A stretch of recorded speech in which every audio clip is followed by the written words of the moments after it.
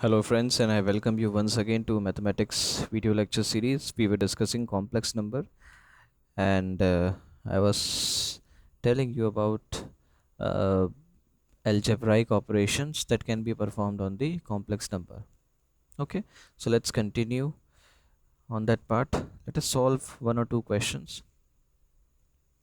So first question is, uh, there's a complex number 2 upon 3 minus 2i. Find real part of z and imaginary part of z. Okay, so if you remember, this is nothing. We want the real part and imaginary part, and we can get the real and imaginary part by rationalizing the complex number. I told you in the previous video lecture that rationalization is a mathematical operation performed on the complex number to ensure that we are able to split the complex number into real and imaginary parts. Okay, if you look at this complex number, you really cannot split it in this particular form. You have to change the form. Okay, so how to do that? So I told you what we do is we multiply the denominator and the numerator by the conjugate of the denominator.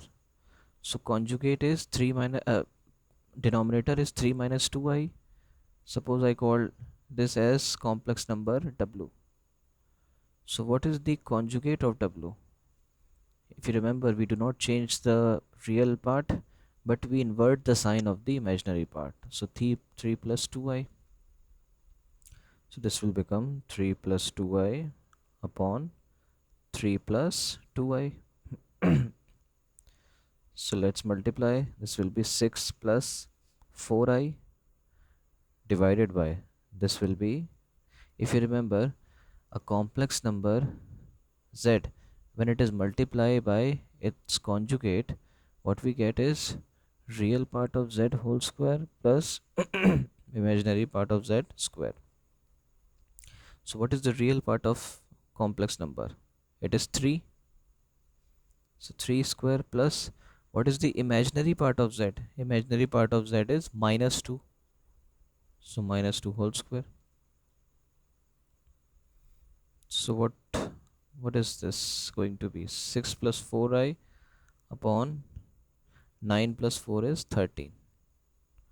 Now I can split it into two parts. 6 plus 30, 6 upon 13 plus 4 upon 13 into I. This is the complex number z. So what is the real part of z? 6 upon 13. And what is the imaginary part of z? 4 upon 13. Okay, this is how we are going to solve this question. Let's move forward and come to the next property. If you see, if there are two complex numbers z1 and z2, okay, and let me write z1 as a1 plus ib1 and z2 is a2 plus ib2. This identity that I'm, or the relation that I'm going to tell you now is valid not only for two complex number but for any number of complex numbers.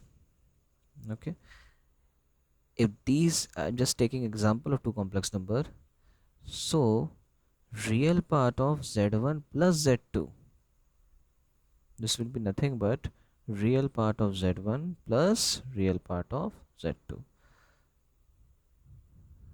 Okay, so the operation of finding the real part of a sum of complex numbers is basically the sum of real parts of individual complex numbers, and you can prove it very easily. Real part of z1 plus z2 will be a1 plus ib1 plus a2 plus ib2. So this will be real part of a1 plus a2 plus I common b1 plus b2. So this is a new complex number. What will be the real part of this complex number? The part that does not have any iota attached to it. So a1 plus a2. So this will be equal to a1 plus a2. And the right hand side is real part of z1 is a1. Real part of z2 is a2. So a1 plus a2. Okay, you can further extend it. Okay, That imaginary part of z1 plus z2 will be imaginary part of z1 plus imaginary part of z2. Okay, you just try it on your own, it's very easy. Further, suppose there is a constant, let there be a constant, let us say alpha. Okay, and I multiply z with the constant alpha, alpha times z. Okay, then real part of alpha times z, this new complex number, will be nothing but alpha times real part of z. This is also again self-explanatory. If z is a plus ib, then alpha times a plus ib, this will be alpha a plus I times alpha b. Okay, so real part of alpha a plus I times alpha b will be nothing but alpha a, which is nothing but alpha times real part of z. Okay, all these are self-explanatory. Now there are suppose two constant, let there be two constant, let there be two constants alpha and beta. Then real part of alpha times z1 plus beta times z2 will be nothing but, now I'm combining both the identities. The second identity that I told you, that real part of alpha z is alpha times real part of z, and real part of z1 plus z2 is real part of z1 plus real part of z2. I'm combining both these identities, so this will be alpha times real part of z1 plus beta times real part of z2.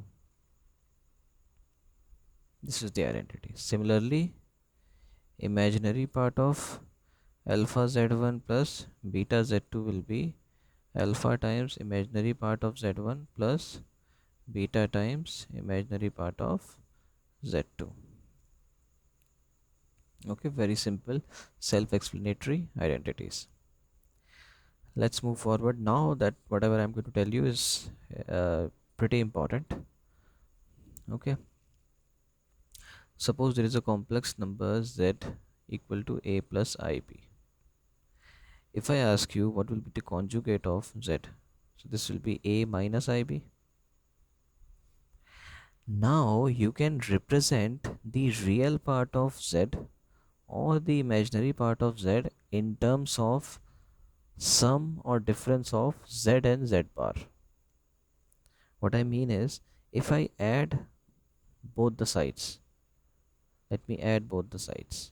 So what I get, z plus z bar is equal to ib will be cancelled with minus ib and I'll get 2a.